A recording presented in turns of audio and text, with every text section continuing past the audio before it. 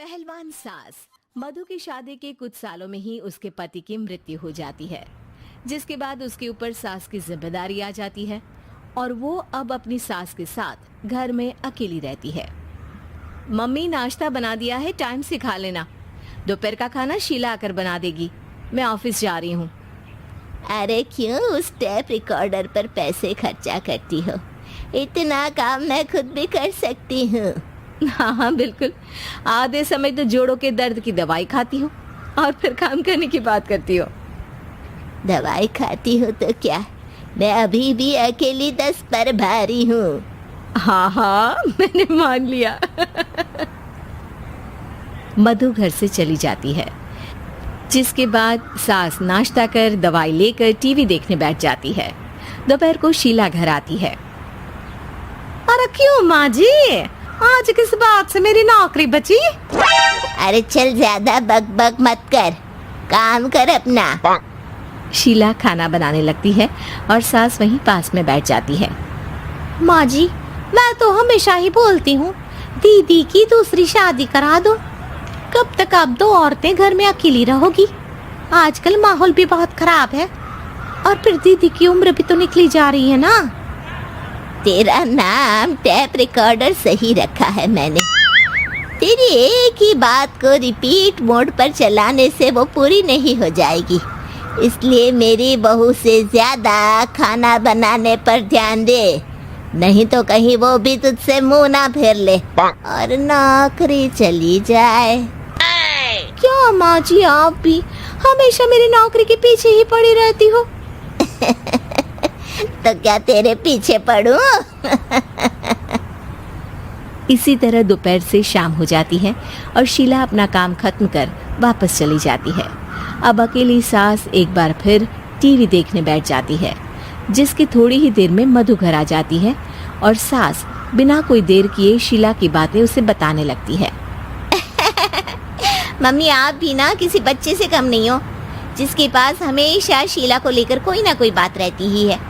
अब बस भी करो ना, इतनी बुरी नहीं है बेचारी। अरे मैंने कब कहा बुरी है, बस उसकी बातें करके मुझे बड़ा मजा आता है। सास की बात पर हंसते हुए दोनों डिनर करने बैठती ही हैं कि लाइट चली जाती है। अंधेरे में मधु मोबाइल की फ्लैश लाइट जलाकर मोमबत्ती ढूंढने लगती है। तभी उसे हॉल में कुछ गिरने की आवाज आती है। मम्मी, आप अंधेरे में इधर उधर क्यों घूम रही हो? अरे तेरे पीछे ही तो खड़ी हूँ। हाँ, अगर आप यहाँ हो तो वो हॉल में सामान कैसा गिरा? भूत आया। अरे मुझे क्या पता, जाकर देखना पड़ेगा ना। दोनों हॉल में जाते हैं, लेकिन वहां कोई नहीं होता। अब उन्हें कमरे में से सामान गिरने की आवाज आती है। लगता है ये भूत चोरी करने आया है, इसे वापस कब्र में पहुंचाना ही पड़ेगा। बस हाँ, आप ज्यादा ना 30 मार खा मत बनो, मैं पुलिस को फोन करती हूँ। अरे जब तक तेरी पुलिस आएगी तब तक क्या वो हमारे साथ बैठकर अंताक्षरी खेलेगा? हट डरपोक, संभालने दे मुझे। अब सास पास रखा फ्लावर पॉट उठाकर कमरे की तरफ बढ़ने लगती है, जहाँ उसे 2 आदमी दिखाई देते हैं। पीछे पीछे मधु भी वहां आ जाती है। मम्मी, अभी भी मौका है, बाहर भाग जाते हैं। मधु की आवाज सुन चोर चौकन्ने हो जाते हैं। ओए तुम दोनों, जहां हो वहीं खड़ी रहना, नहीं तो दोनों को गोली मार दूंगा। अरे तुम दोनों अभी के अभी बाहर जाओ, नहीं तो मैं तुम्हें जिंदा नहीं छोड़ूंगी। ये बुढ़िया हमें धमकी दे रही है। अबे तुम दो अकेली अबला औरतें क्या कर लोगी? अरे जा भेजा, दोनों को बांध दे। जैसे ही दूसरा आदमी सास को पकड़ने उसके पास आता है तो वो उसके सर पर फ्लावर पॉट मार देती है। उसके सर से खून बहने लगता है, जिसे देख दूसरा आदमी गन निकालकर हवा में गोली चला देता है, जिससे बचते हुए दोनों सास बहू वहां से भाग जाती हैं। अब वो तीनों एक दूसरे के आगे पीछे पूरे घर में भागने लगते हैं। मम्मी, आपने तो सच में उसे मार दिया। तो मजाक में कौन मारता है? और अभी तुम मेरे साथ ही रहना, नहीं तो पक्का मारी जाओगी। ये औरतों को कमजोर समझता है ना। आज इसे औरतों की ऐसी ताकत दिखाऊंगी कि ये आदमी पैदा होने पर शर्म करेगा। ये अचानक आपके अंदर झांसी की रानी कहाँ से जाग गई? वैसे तो हमेशा जोड़ों में दर्द बोलती रहती हो। अभी तुम्हें जान बचानी है या जोड़ों के दर्द की कहानी सुननी है? मधु और उसकी सास कमरे में जाकर दरवाजा अंदर से बंद कर लेते हैं, जिस पर चोर बाहर खड़ा दरवाजा बजाते हुए उन्हें आवाज लगाने लगता है। क्यों डर गई? अरे वैसे तो बहुत धमकी दे रही थी, गेट खोल अब बुढ़िया। अबे पागल, धमकी देने और होशियार होने में फर्क होता है, पर ये दिमाग वाले काम तुझे तो समझ में नहीं आएंगे।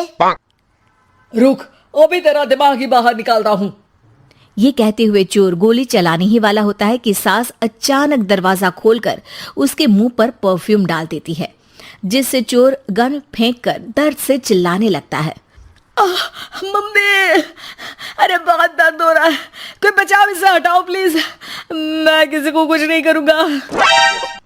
क्यों रे, क्या थोड़ा सा दर्द होते ही मम्मी मम्मी करने लगा? अभी तो औरतों को कमजोर बोल रहा था। भूलियो मत, एक औरत ने ही तुझे इस दुनिया में जन्म दिया है, और वो भी तुझे ये दर्द हो रहा है ना, उससे लाख गुना ज्यादा दर्द सहकर। इसलिए औरतों को दोबारा कमजोर भूल कर भी मत बोलियो। वाह मम्मी, आपका ये रूप तो मुझे पता ही नहीं था, आपने तो कमाल ही कर दिया। कहा था ना, अकेली ही 10 पर भारी पड़ सकती हूँ, ये तो फिर भी 2 ही थे। इतनी देर में पुलिस भी वहां पहुंच जाती है। आ गए आप, कर लो इन्हें अरेस्ट और जेल में बैठकर अंताक्षरी खेलना।